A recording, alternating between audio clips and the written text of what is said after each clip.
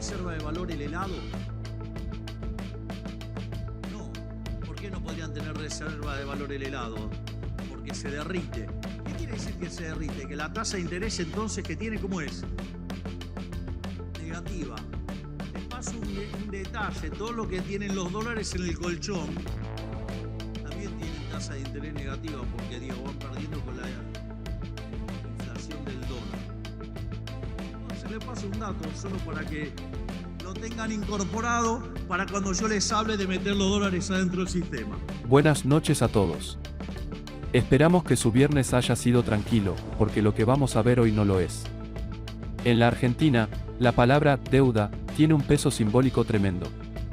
Se ha usado como arma política, como escudo de victimización, y hasta como excusa para justificar fracasos económicos. Pero cuando un gobierno liberal entra en escena, esa palabra adquiere otra connotación, se vuelve sinónimo de contradicción. Porque en teoría, un liberal no debería rolear deuda. Un liberal no debería expandir el gasto, ni subir impuestos, ni inventar ministerios de la nada. Sin embargo, la historia reciente muestra que algunos gobiernos autoproclamados liberales han hecho justamente eso, se endeudaron fuerte en dólares, confiando en su imagen internacional, para comprar tiempo, evitar ajustes, y sostener un modelo inviable. Esa asociación entre liberalismo y endeudamiento quedó grabada a fuego en el imaginario colectivo argentino. Tan es así, que ni siquiera cuando esos liberales escriben canciones despejando culpas o repiten como mantra que odiar la deuda es ser liberal, logran despegarse del estigma. Y no hablamos del siglo pasado. Para nuestra generación, el caso más obvio fue el gobierno de Mauricio Macri. Ese préstamo récord de 57.000 millones de dólares con el Fondo Monetario, de los cuales llegaron 45, todavía hoy es usado como misil retórico por el kirchnerismo. Lo sacan a relucir cada vez que quieren desacreditar a la oposición o justificar los números rojos de la era Alberto. Y ahora, con Javier Milei en el poder, ese fantasma volvió a aparecer.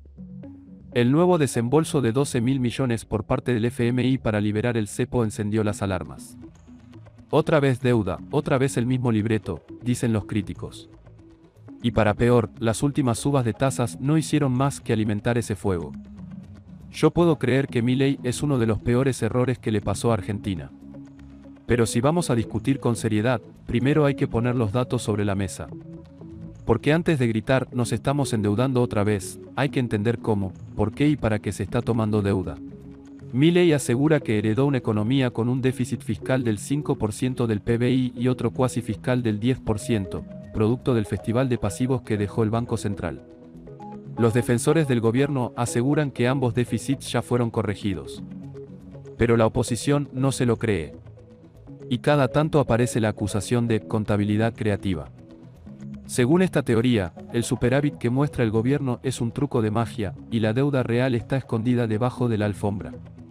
El problema es que cuando estos dos mundos colisionan, el debate se vuelve un diálogo de sordos. Cada lado repite su relato sin entender el del otro. Y claro, salen chispas. Porque detrás de esta discusión no hay solo ideología.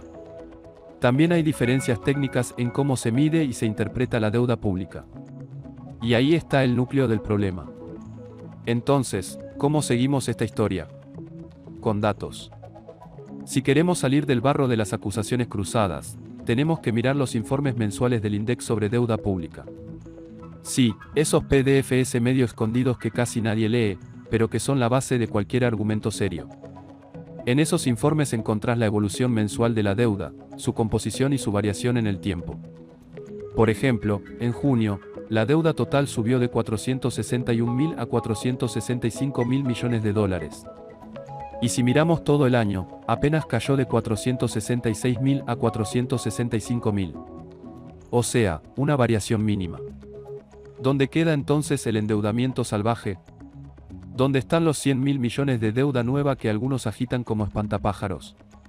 Porque, para ponerlo en contexto, el préstamo completo del FMI a Macri, ese que se convirtió en villano oficial del relato kirchnerista, representa hoy apenas el 10% de la deuda total del Tesoro. Y los 12.000 millones que recibió Milei, apenas entre un 2 y un 3%. Es decir, el problema de fondo no es ese préstamo. Es cómo se maneja el conjunto. Ahora, el kirchnerismo responde con otro argumento. Dicen que no es lo mismo endeudarse en el extranjero que hacerlo localmente. Que a los acreedores internos se los puede reperfilar, recalibrar o directamente defaultear, mientras que a los externos no, y en vez de decirlo así, lo visten con frases como soberanía económica o condicionamientos del FMI.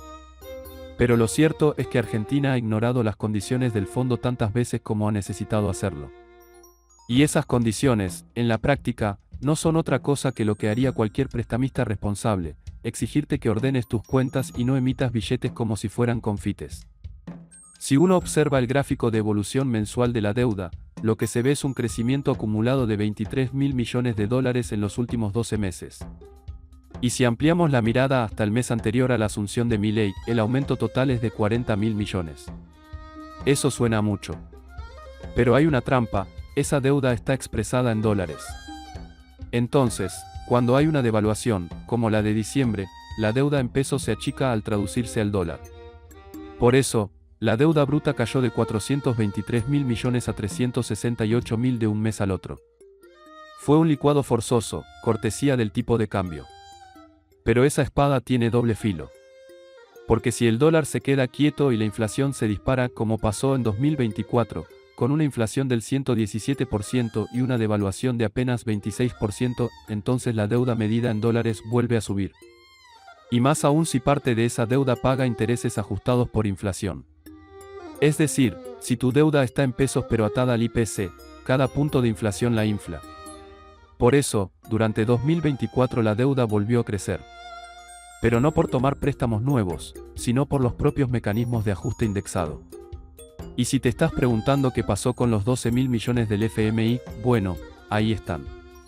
En el gráfico se ven en el salto de marzo a abril, pero no aumentaron la deuda total porque se usaron para cancelar otra deuda, la que el Tesoro tenía con el Banco Central. Fue un pase de manos. No se gastó en obra pública ni en subsidios, se usó para recomponer reservas. Un movimiento contable, sí, pero necesario. Y ya que estamos hablando del Banco Central, entremos de lleno en esa otra mitad del tablero. Porque mientras el Tesoro aumentó su deuda en aproximadamente 40.000 millones durante el gobierno de Milei, el Banco Central hizo exactamente lo opuesto: redujo su deuda en un monto similar. ¿Cómo? Trasladándola. Es decir, el Estado no se endeudó más, simplemente cambió de bolsillo. Entre mayo y julio de 2024, como parte de la llamada fase 2 del programa de estabilización, el Tesoro comenzó a absorber los pasivos remunerados del Central. Eso significa que los famosos pases pasivos, instrumentos por los cuales el Central pagaba intereses para absorber pesos del mercado, fueron canjeados por LECAPS y LEFIS, es decir, por instrumentos del Tesoro. Si vamos a los números fríos, los pases pasaron de 35 billones en mayo de 2024 a 0 en julio. Literalmente, desaparecieron.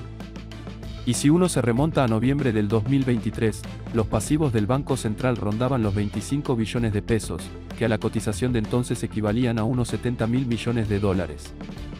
Todo ese peso muerto fue primero licuado, porque la tasa estaba por debajo de la inflación, y luego migrado al Tesoro. Es un movimiento que puede parecer maquillaje contable, pero tiene una lógica económica concreta: centralizar el control de la deuda y darle coherencia a la política fiscal y monetaria. Menos dispersión, más gobernabilidad. ¿Eso significa que no hay más deuda? No. Significa que la deuda no ha crecido en términos netos. Lo que antes debía el Banco Central, ahora lo debe el Tesoro.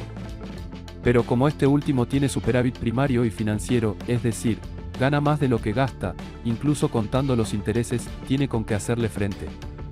Durante 2024 se acumularon alrededor de 10 billones de pesos de superávit. Y todo indica que en 2025 el escenario será similar. Por eso, no tiene lógica afirmar que Argentina se está endeudando peligrosamente. Un país que no necesita financiamiento externo para pagar sus cuentas no está caminando hacia el abismo, al menos no por esa vía. Más aún, si la economía logra crecer un 4% o 5% este año, y la deuda total se mantiene estable, como hasta ahora, entonces el ratio deuda/PBI va a caer. Y eso mejora automáticamente la percepción de la capacidad de repago del país ante los mercados. Es decir, cuanto más crezcas sin endeudarte, más confiable pareces. Por eso, incluso si se sigue refinanciando deuda vieja, mientras no se agregue más peso neto a la mochila, el camino es sostenible. No estamos hablando de un festival de bonos ni de préstamos a 100 años. Estamos hablando de ordenar el desastre que dejaron gobiernos anteriores sin tener que prender la maquinita del central. Y esto nos lleva al cierre del argumento principal, el único desembolso que puede considerarse deuda nueva, los 12.000 millones del FMI, o bien siguen descansando en las reservas del Banco Central o fueron utilizados para cancelar pasivos internos.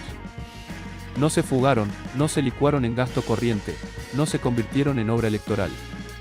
Se usaron para evitar que el barco se hunda. ¿Es ideal? No. ¿Es trampa? Tampoco.